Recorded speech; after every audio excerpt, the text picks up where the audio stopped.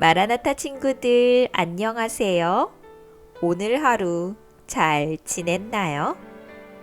우리 친구들은 하나님의 법궤에 대해서 알고 있나요? 하나님의 법궤 위에는 언제나 하나님의 영광이 임재하였는데요. 그렇게 중요한 법궤를 이스라엘 백성들이 빼앗긴 적이 있답니다. 오늘의 이야기 시작하겠습니다.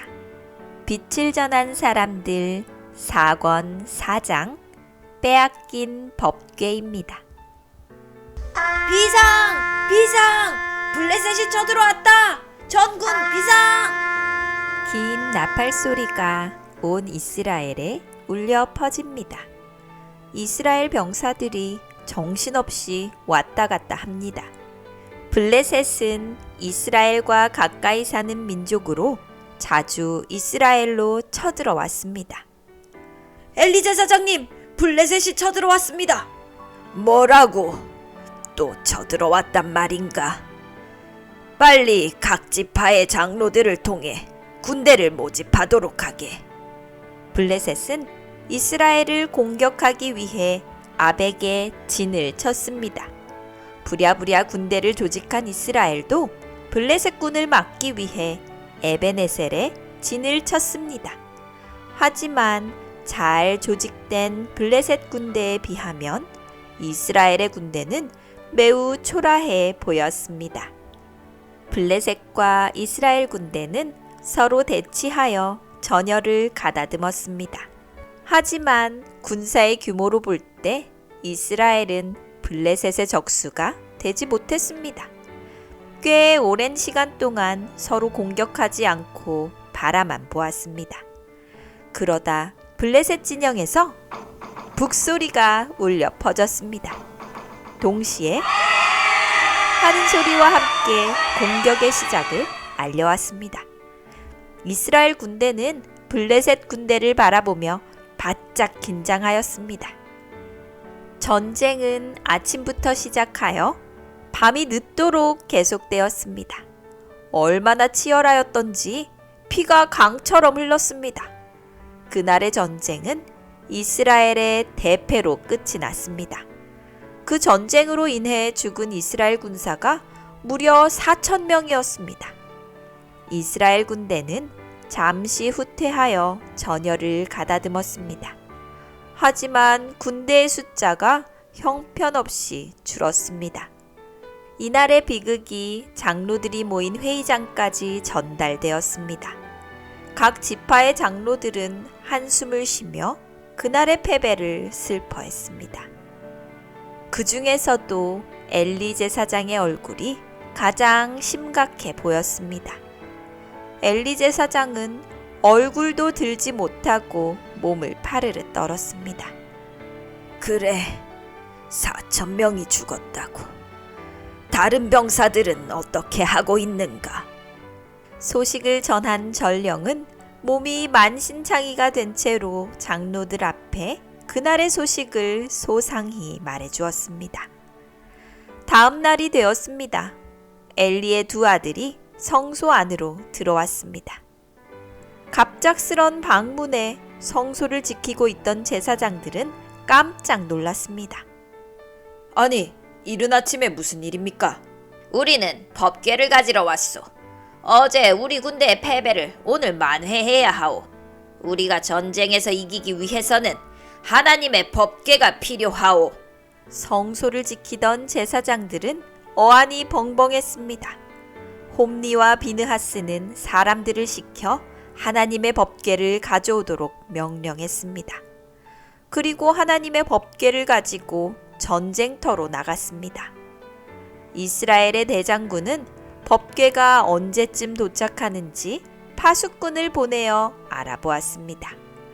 드디어 저 멀리 법궤를 맨 사람들과 홈니와 비느하스가 보였습니다. 파수꾼은 열심히 달려 이스라엘의 진영에 이 소식을 알렸습니다. 어제의 패배로 풀이 죽어 있던 이스라엘 진영에 하나님의 법궤가 온다는 소식이 퍼지자 큰 함성 소리가 울렸습니다. 와! 하나님의 법궤가 이스라엘 군대와 함께하는구나. 이제 하나님께서 우리 곁에 계시니 우리는 이 전쟁에서 승리할 것이다. 와! 이스라엘 군대는 벌써 승리한 것처럼 떠들썩했습니다. 한편 멀리서 이 모습을 지켜보던 블레셋 군대는 초조해졌습니다. 도대체 갑자기 이스라엘 진영이 시끄러워진 이유가 무엇인가? 네, 장군. 저들의 신이 군대의 진영에 들어왔다고 합니다. 이스라엘의 신? 네, 그렇습니다. 그들이 섬기는 하나님의 성물인 법궤가 방금 도착했다고 합니다. 그들의 하나님은 오래전 홍해를 가르고 요단강을 가른 신이요, 여리고 성을 무너뜨리고 가나안 일대의 부족들을 몰아낸 신입니다. 그래, 그렇단 말이지. 이거 큰일이구나. 우리도 우리의 신을 모셔와야겠구나. 이스라엘 진영에 이스라엘의 신이 도착했다는 소식이 퍼지자 블레셋 진영의 군대가 술렁거리기 시작했습니다.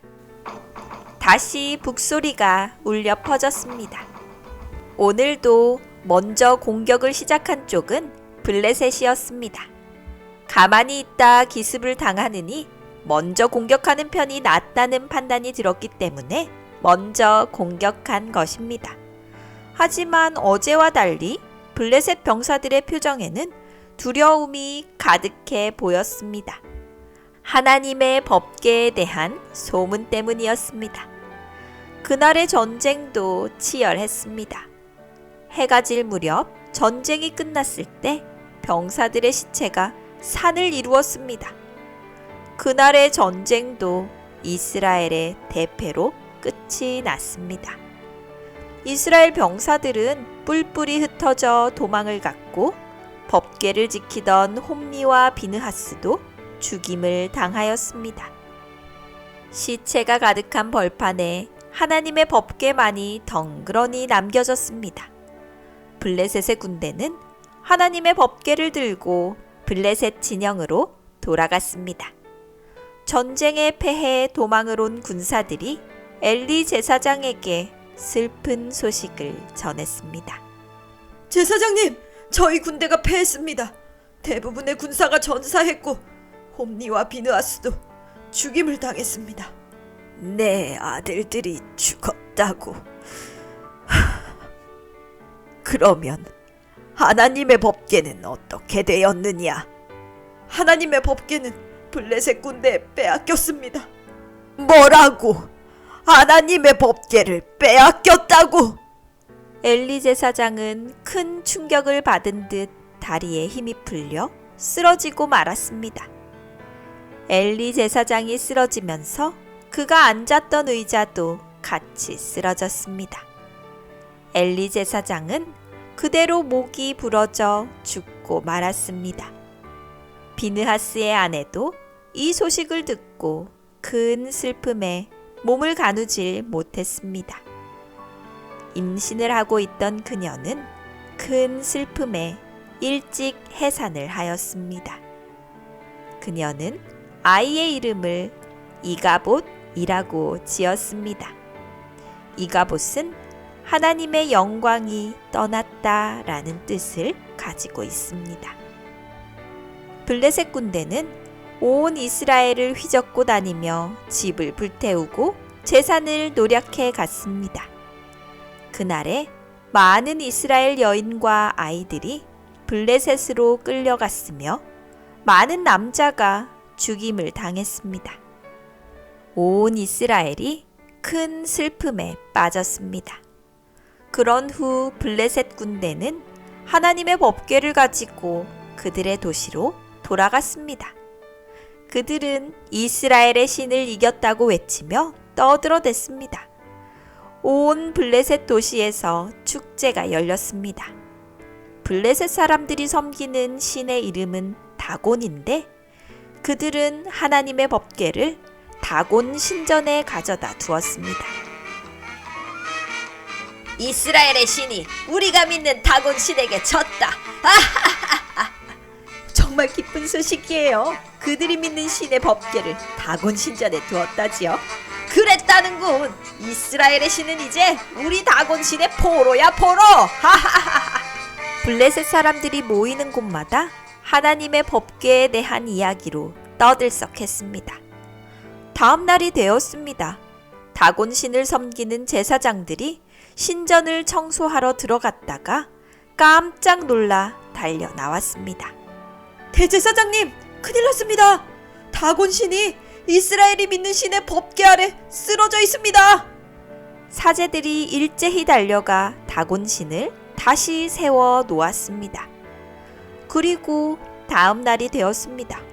그런데 이번에는 몸통이 통째로 부러져 있는 것입니다. 다곤은 상반신은 사람 모양이고 하반신은 물고기 모양이었습니다. 사람 모양을 한 상반신이 완전히 부러져 하나님의 법궤 앞에 나뒹굴고 있었습니다. 다곤 신전의 사제들은 깜짝 놀라 대책 회의를 했습니다. 아무래도 이스라엘의 신의 법궤가 다곤 신전에 있는 것이 불길합니다. 그 법궤를 다른 곳으로 옮기는 것이 좋겠소. 하나님의 법궤는 다른 도시에 있는 신전으로 옮겨졌습니다. 하지만 다른 신전에서도 비슷한 일이 발생했습니다. 이 소문은 계속해서 퍼져나가 대부분의 블레셋 사람들이 알게 되었습니다. 한편 그 일이 발생하고 블레셋에 치명적인 전염병이 돌기 시작했습니다. 많은 사람이 전염병으로 죽어나갔습니다. 블레셋의 사제들은 그들이 믿는 다곤 신에게 제사도 드려보고 온갖 주술적 행위도 해보았지만 상황은 전혀 호전되지 않았습니다. 오히려 전염병에 이어 쥐들이 늘어나 창고와 들에 있는 곡식을 갉아먹는 사건도 발생했습니다. 사람들은 쥐를 잡느라 정신이 없었습니다. 그러나 어디서부터 왔는지 셀 수도 없는 많은 쥐가 블레셋 사람들의 농장과 집을 습격하여 망쳐 놓았습니다. 얼마 전까지만 해도 전쟁에서 승리해 축제를 열었던 블레셋 사람들이 이제는 울상이 되었습니다. 블레셋의 족장들은 모여서 대책을 논의했습니다. 어떻게 하면 좋을까요? 글쎄요. 이런 일이 왜 일어나는지 알 수가 없네요. 이 모든 재앙이 이스라엘이 믿는 신과 관련된 일이라는 소문을 들어보셨습니까? 동네마다 시장마다 이 소문이 파다합니다.